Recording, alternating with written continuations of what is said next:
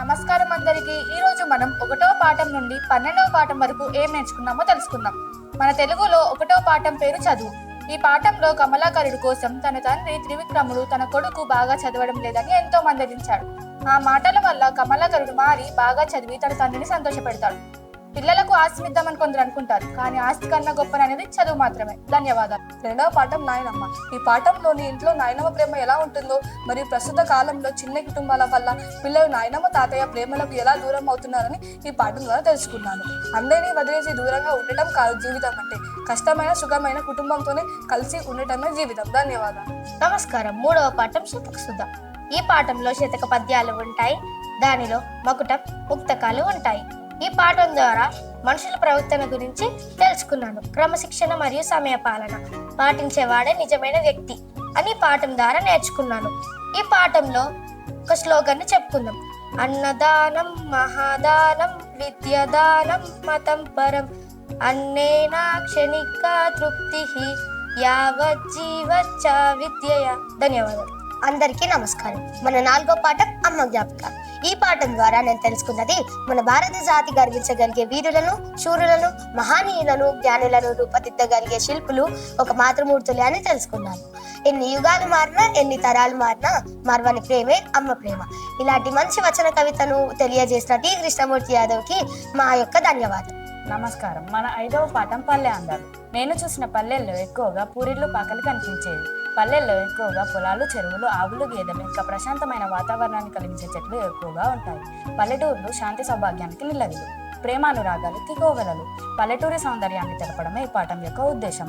గ్రామాలలో ఉన్న వివృత్తుల గురించి, వారి అవసరాల గురించి నేను తెలుసుకున్నాను. ఈ వాక్య ప్రక్రియను అందించిన పల్లెటూరి గొప్పతనాన్ని తెలియజేసిన అచి వెంకటాచార్యుల గారికి నా యొక్క ధన్యవాదాలు. నమస్కారం. 6వ పాఠం ప్రేరణ. ప్రేరణ పాఠం ఆధారంగా ఏపీజే అబ్దుల్ కలాం తన జీవితంలో విజయం పొందడానికి కావాల్సిన ఆయుధాలు నమ్మకం, కోరిక, ఆశ పెట్టుకోవడంతో విజయం సాధిస్తామని తన విజయం మరియు తన కలలను ఎలా సాకారం చేసుకున్నాడో ఈ పాఠం ద్వారా నేర్చుకున్నాను. ఎగిరే గాలిపటం విద్యార్థి అయితే ఆధారమైన దారం గురువు. ధన్యవాదాలు. నమస్కారం. 7వ పాఠం శిల్పి. చతుషష్ఠి కళల్లో శిల్పి కళ ఒకటి. శిల్పి చెక్కే శిల్పాలు మన సంస్కృతిని ప్రతిబింబిస్తాయి. మహారాజుల కథలను, చరిత్రలను, శిల్పాన్ని చూడగానే వారి గొప్పతనం తెలుస్తుంది. తొక్కే బండరాయిని కూడా మొక్కే ప్రతిమగా మార్చే శక్తి ఒక్క శిల్పికి మాత్రమే ఉంది. ధన్యవాదాలు. నమస్కారం అందరికీ. 8వ పాఠం గ్రామాల్లోని వేడుకలు, క్రీడ వినోదాలు. ఈ పాఠం ద్వారా పూర్వకాలంలో ఎలాంటి క్రీడలు ఉండేవో, ఏ ఆటల ద్వారా పిల్లలు వినోదాన్ని పొందేవారో చక్కగా నేర్చుకున్నాను. ప్రస్తుత కాలాల్లో ఈ ఆటలన్నీ దూరమయ్యాయి. శర్వాణీలు పట్టుకొని కాలాన్ని వృధా చేస్తున్నారు. గ్రామాల్లోని పండుగ వాతావరణం ఎలా ఉంటుందో, ఏ పండుగ రోజు ఏం చేసుకుంటారో, ఆ పండుగ ఎందుకు జరుపుకుంటారో నేర్చుకున్నాను. ధన్యవాదాలు. 9వ పాఠం ఏకులం. చెరబండరాజు రచించిన ఈ గేయం ద్వారా సమాజంలోని అవసరానికి గుర్తురాని కులం అవసరం తీరిపోయాక ఎందుకు గుర్తు వస్తుంది అని బాధపడుతూ సమాజ అభివృద్ధికి కులం అడ్డు కాదు అని తెలియజేశారు. అన్ని కులాల వారు చేయి కలిపి నిలబడితే అప్పుడే దేశం అభివృద్ధి చెంది సమాజం ఏర్పడుతుంది. ఏకులం గేయాన్ని మేము చక్కటి పాట రూపంలో పాడుకొని ఆనందించాము. ఈ గేయాన్ని అందించిన చెరబండరాజు గారికి నా యొక్క ధన్యవాదాలు. నమస్కారం అందరికి. 10వ పాఠం సీత ఇష్టాలు. మేము ఈ పాఠాన్ని బుర్రకథ గేయ రూపంలో పాడుకొని ఆనందించాం.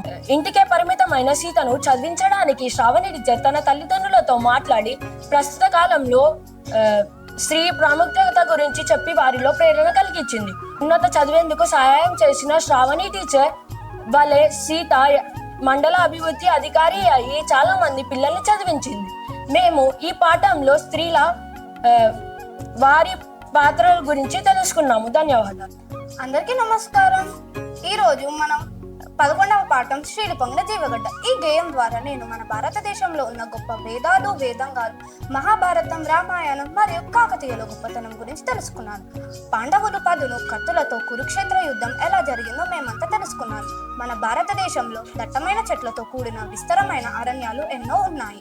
మన భారతదేశం గొప్పతనం అంతా ఈ గేయం ద్వారా మనకు తెలియజేసిన రాయప్రోలు సుబ్బారావు గారికి నా యొక్క ధన్యవాదాలు. నమస్కారం అందరికి. 12వ పాఠం రాణిశంకరమ్మ పాఠంలో శంకరమ్మ తన వీరత్వంతో రాజ్యాన్ని, ప్రజలను ఎలా పరిపాలన చేసిందో తెలియజేశారు. పులితో కూడా కలబడి పులిని చంపేసిన వీరనారి రాణిశంకరమ్మ. యుద్ధంలో విజయంతో వచ్చిన రాణిశంకరమ్మకు నైజాం నవాబు రాయబాగినని బిరుదునిచ్చాడు. ఇప్పటికీ మెదక్ జిల్లాలో ఆందోళన గ్రామ ప్రజలు రాణి శంకరమ్మ జీవిత చరిత్రను బతుకమ్మ రూపంలో పాడుకుంటున్నారు.